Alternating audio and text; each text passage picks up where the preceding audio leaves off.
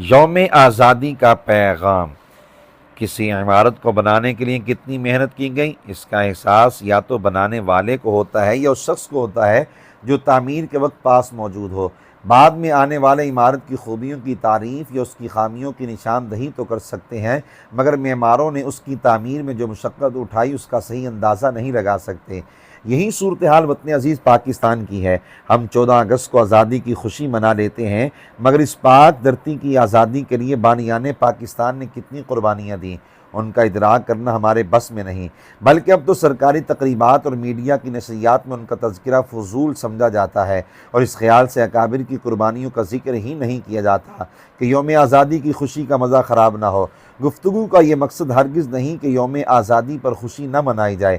اللہ تعالیٰ کے احسان عظیم پر اس کا شکر ادا کرنے کے لیے خوشی منانا اچھی بات ہے، مگر یہ بھی ضروری ہے کہ نمبر 1، نسل نو کو آگاہ کیا جائے کہ پاکستان بنانے کے لیے کتنی بڑی تعداد میں مسلمانوں نے اپنی جانوں کے نذرانے پیش کیے، کتنے خاندان لٹ گئے، کس قدر مصائب برداشت کیے گئے، تاکہ اپنوں اور دشمنوں کی پہچان بھی ہو سکے اور یہ سوچ بھی پیدا ہو کہ ہمیں وطن عزیز کی قدر کرنی چاہیے۔ نمبر 2، اس کے ساتھ ساتھ نوجوانوں کو یہ بھی بتایا جائے کہ پاکستان بنانے والوں کے مقاصد کیا تھے، تاکہ وہ جائزہ لیں کہ ہم نے ان مقاصد کو حاصل کیا یا نہیں۔ نیز یہ شعور بھی بیدار ہو کہ ہمیں ان مقاصد کو پانے کے لیے کیا کرنا چاہیے۔ بانیان پاکستان کا مقصد تو ان کے نعرے سے ہی واضح ہو جاتا ہے۔ پاکستان کا مطلب کیا؟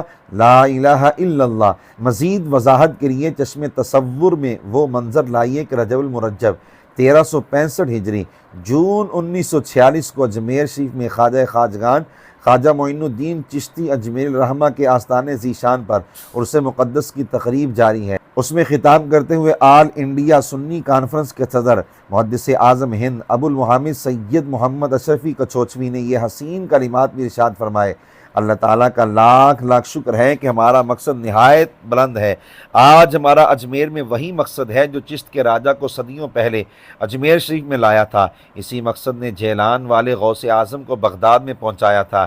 اسی مقصد کے لیے اللہ تعالیٰ کے حبیب مکرم صلی اللہ علیہ وسلم مکہ مکرمہ سے ہجرت کر کے مدینہ منورہ اور پھر مدینہ طیبہ سے فاتحانہ شان کے ساتھ دوبارہ مکہ معظمہ پہنچے تھے۔ مختصر الفاظ میں یہ مقصد اللہ تعالیٰ کے دین کے پیغام اور دینداری کی آزادی ہے، ذرہ ذرہ کو مسلم بنانا اور اسلام کے پرچم کو آزاد رکھنا، انسان کو پاک کرنا اور انسانی آبادی کو پاکستان بنانا ہے۔ اس وقت پاکستان جن مشکل حالات سے دو چار ہے، ان کو پیش نظر رکھتے ہوئے ہمیں یوم آزادی کے موقع پر یہ بھی سوچنا چاہیے کہ وطن عزیز کی تعمیر و ترقی کس طرح ممکن ہے اور ہم اس کے لیے کیا کر سکتے ہیں۔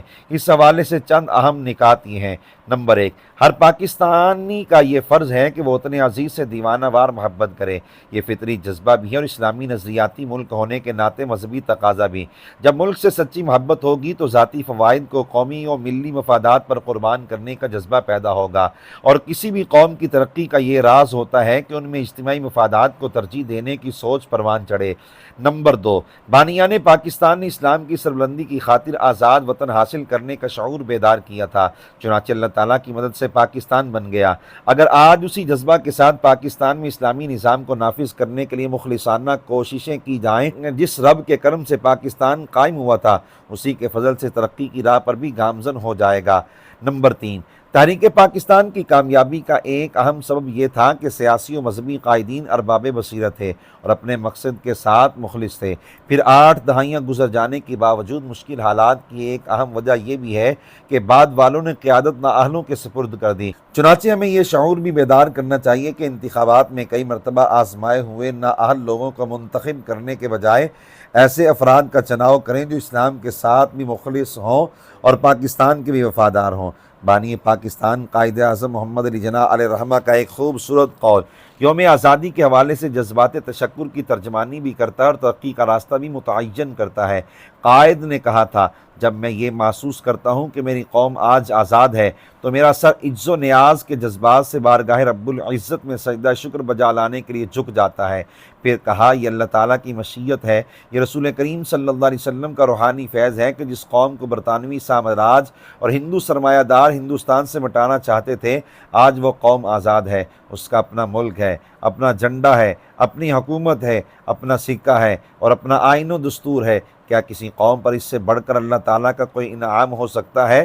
قائد نے مزید کہا پاکستان اللہ تعالیٰ کا عطیہ ہے اور اس کی حفاظت ہر پاکستانی مرد و زن، بچے بوڑھے اور جوان کا فرض ہے۔